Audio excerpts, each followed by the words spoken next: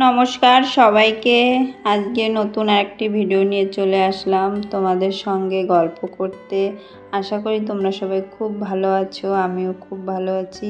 আমার এই ছোট্ট পরিবারে তোমাদের সবাইকে অনেক অনেক ভালোবাসা। দেখো, ঘুম থেকে উঠেই মেয়ে আমার বইপত্র গুছিয়ে রাখছে, কারণ আজকে স্কুল আছে। কি জানো তো, মেয়ে আমার এতটাই বড় হয়ে গিয়েছে, অনেকটা দায়িত্ব শিখে গিয়েছে।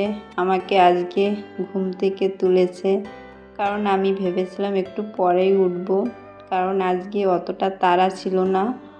সব কিছুই গুছিয়ে রেখেছিলাম আর ভেবেছিলাম ওকে ম্যাগি করে দেব। ম্যাগিটা রান্না করতেও বেশি সময় লাগে না, কিন্তু মেয়ে আমার জেগে গিয়েছিল, তাই বলছিল মা ওঠো, তাই উঠে পড়লাম। এদিকে আমি মাছটা ভিজিয়ে রাখলাম, আর কিছু ছিল থালা বাসন, সেগুলো ধুয়ে নেব।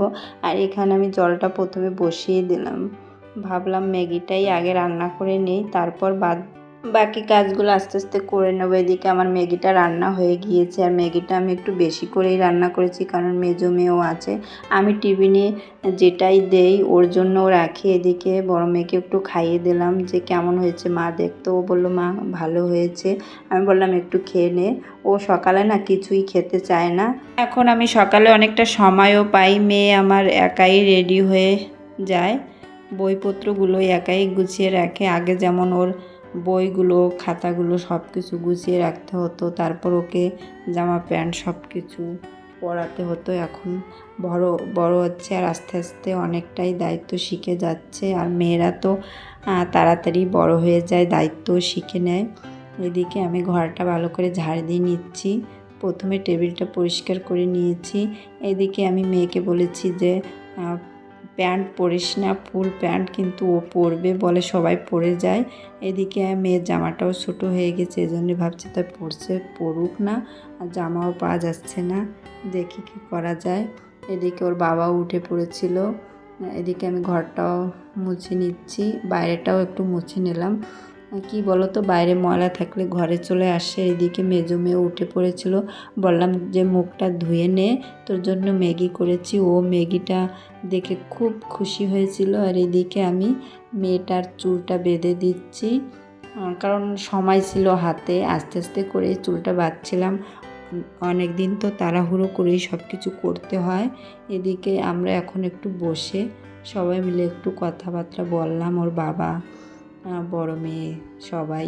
এদিকে আবার ছোট মেয়ে উঠে পড়েছে, ওর বাবা নিয়ে আসছে, তাই বললাম আমার কাছে দাও। দেখো এখন ও ম্যাগির দিক তাকাচ্ছে, বুঝতে পারছে যে দিদি একটা কিছু খাচ্ছে, এখন খেতে হবে। ও আবার ম্যাগিটাও খুব পছন্দ করে। সকাল থেকে রাত পর্যন্ত এদের নিয়েই আমার সময়টা ঘরের ভিতরেই কেটে যায়, নিজের দিক তাকানোর সময় থাকে না।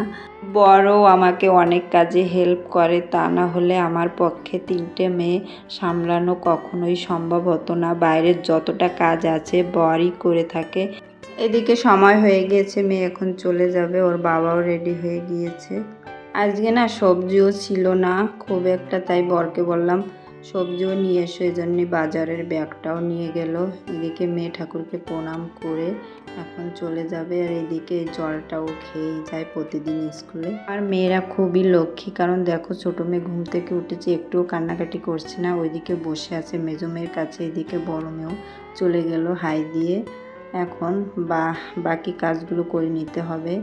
দেখি বর বাজার থেকে কি সবজি আনে, তারপর দুজন মিলে চটপট করে রান্নাটাও করে নেব। আর আজকের ভিডিওটা এই পর্যন্তই, পরে আবার দেখাবো অন্য একটা ভিডিওতে। তোমরা সবাই খুব ভালো থেকো, আর আমার চ্যানেলটা সাবস্ক্রাইব করে দিও।